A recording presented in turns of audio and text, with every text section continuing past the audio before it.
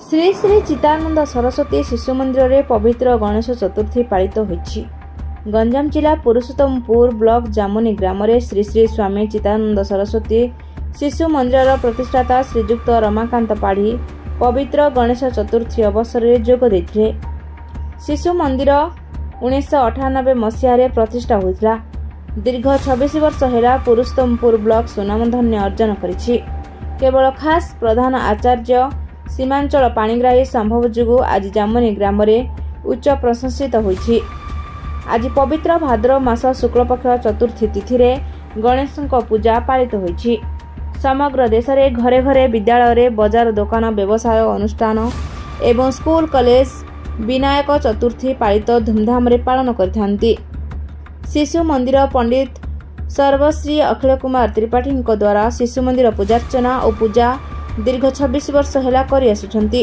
आजिर एही महान पवित्र गणेश चतुर्थी पूजारे कर्ता रूपे प्रियंका आचार्य बसिछंती। पुरोहित सामवेद मंत्र पाठ करथिले। प्रधान आचार्य सीमांचल पाणिग्राही और आचार्य समस्ते सहयोग करथिले। समस्त छात्र छात्री उपस्थित रही गणेश चतुर्थी पूजार्चना अति सुंदर भाव रे धूमधाम रे पालन करथिले। आखपाख ग्रामरू 15 जन छात्र छात्री प्रारंभ बोधरे शिशु मंदिर नूतन भाव में नाम लेखाइथिले। शेष में धन्यवाद अर्पण प्रधान आचार्य सीमांचल पाणिग्राही करथिले। गंजाम जिला प्रतिनिधि कृष्णचंद्र सामंतराय को रिपोर्ट पथाड़िया न्यूज। बर्तमान आप विद्यालय गणेश चतुर्थी पर कौन कहे?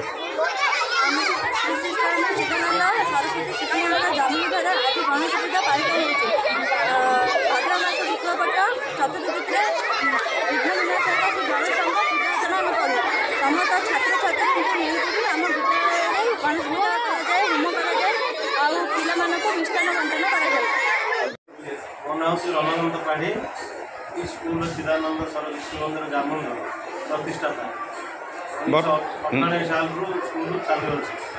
गणेश पूजा प्रति वर्ष पालन कर गुरु माँ बहुत अक्षय कुमार त्रिपाठी ग्राम